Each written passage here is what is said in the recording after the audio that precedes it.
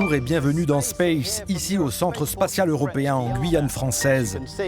Nous sommes au cœur du chantier du pas de tir de la fusée Ariane 6 dont le vol inaugural est prévu en juillet 2020. Découvrons les coulisses de ce projet qui illustre la volonté européenne d'avoir une longueur d'avance dans le secteur spatial.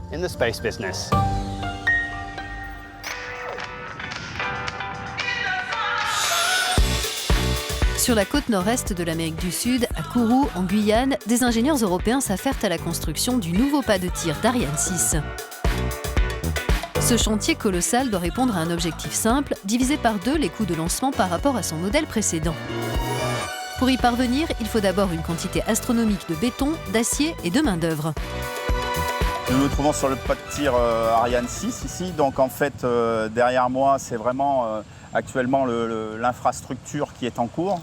Donc c'est actuellement 500 personnes qui opèrent pour construire le génie civil, donc c'est-à-dire le béton qui va permettre de lancer la fusée Ariane 6. Juillet 2020, premier décollage, c'est l'échéance que tout le monde a en tête ici.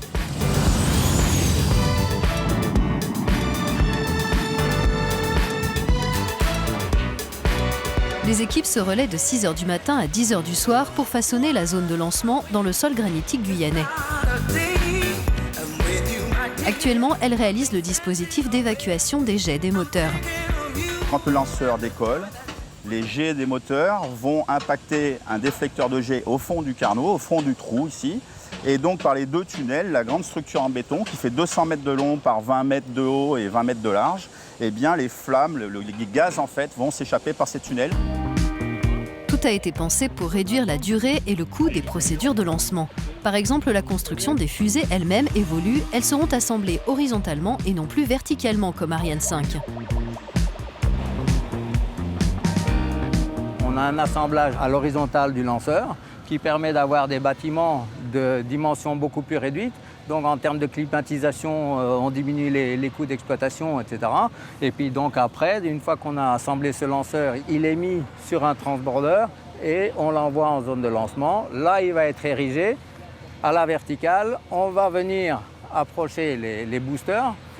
À ce moment-là, on fera un contrôle global du lanceur et ça donnera le feu vert d'apporter le composite supérieur avec les satellites. Une fois qu'on a fait tout ça, on retire le portique, le grand portique mobile de 90 mètres de haut, et on pourra procéder au lancement. Décollage.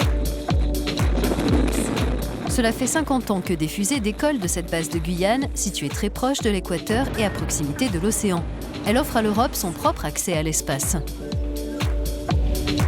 Mais dans ce secteur, la concurrence s'est durcie avec l'arrivée de nouveaux compétiteurs comme SpaceX, soutenu par la NASA. SpaceX arrive, il bénéficie d'une conception plus moderne et donc il présente des coûts qui sont attractifs. C'est pourquoi on fait Ariane 6 pour baisser les coûts. La fiabilité d'Ariane 5, elle est parfaite. Soyuz et Vega, je le rappelle, aucun échec depuis les vols inauguraux. Donc il faut qu'on gagne. La disponibilité est bonne, on tire 11 ou 12 fois par an et les plannings sont tenus. Donc il faut qu'on gagne en coûts. Et c'est pourquoi Ariane 6, conception plus moderne et conception plus modulaire, doit permettre de réduire les coûts et de s'approcher, et si possible d'être meilleur, que la proposition aujourd'hui que fait SpaceX aux clients commerciaux. Pour répondre à la demande des clients, Ariane 6 a notamment 2 atouts. Le moteur placé dans son étage supérieur pourra se rallumer plusieurs fois dans l'espace, ce qui lui permettra de positionner les satellites sur tout type d'orbite. Et puis la fusée sera déclinée en 2 versions. L'avantage d'Ariane 6, c'est qu'on a 2 versions, la 62 et la 64. Donc 62, 2 boosters, 64, 4 boosters. Donc avec les 4 boosters, on a la performance maximum. Généralement, on pourra mettre 2 satellites en orbite de transfert géostationnaire ou un satellite extrêmement lourd. Et en Ariane 62, par contre, moins de puissance, donc moins de coûts. Et du coup, on peut adresser un satellite sur une orbite très spécifique.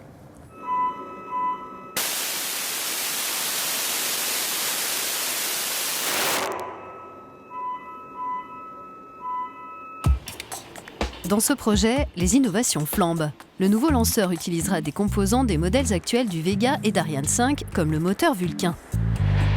Et l'un des éléments clés, c'est le propulseur à poudre P120 qui est actuellement en cours de test.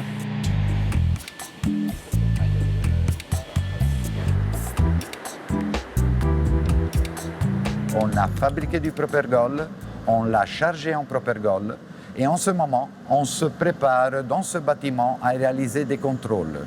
Des contrôles qui sont très détaillés, avec une installation radiographique très puissante. On va aller contrôler dans la masse que le moteur soit complètement conforme à ce que sont les spécifications.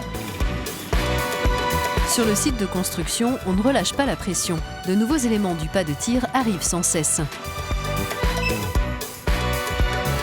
En janvier, on va voir arriver en Guyane la table de lancement, qui va être un énorme élément. Il va peser plus de 500 tonnes. Il va falloir assembler tout ça ici en zone de préparation. Il va falloir ripper tout cet ensemble au-dessus du carnot. Et tandis que le chantier suit son cours en Guyane, la production des premières fusées Ariane 6 débutera très bientôt sur le continent européen.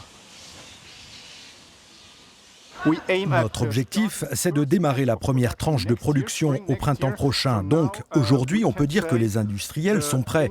Ils sont lancés à pleine vitesse et nous commencerons à produire Ariane 6 à partir de l'année prochaine. Quand ce pas de tir sera achevé, la préparation sur site d'une fusée Ariane 6 en vue de son décollage ne prendra que 9 jours contre 30 pour sa version précédente.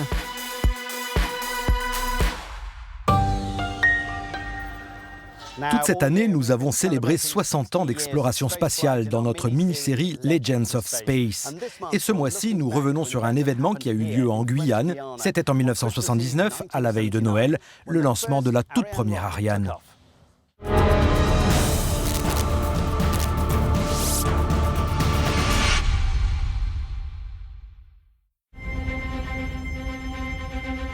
La première tentative de lancement a dû être arrêtée, ce qui était une opération assez complexe parce qu'il a fallu vider, bien sûr, les étages, les nettoyer et remettre les lanceurs en état. On avait tous, au fond de nous-mêmes, le sentiment que c'était pas la dernière chance, mais ça serait difficile d'aller au-delà de L01 si c'était un échec.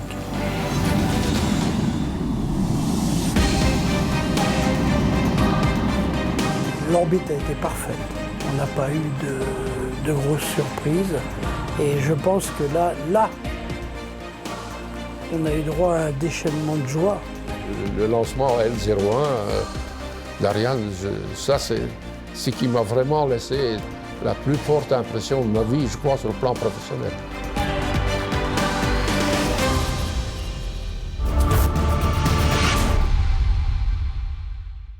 Il est temps de nous dire au revoir depuis la Guyane. Le mois prochain, nous évoquerons les recherches scientifiques à bord de l'ISS. En attendant, retrouvez les actualités de l'espace sur notre blog Space sur euronews.com.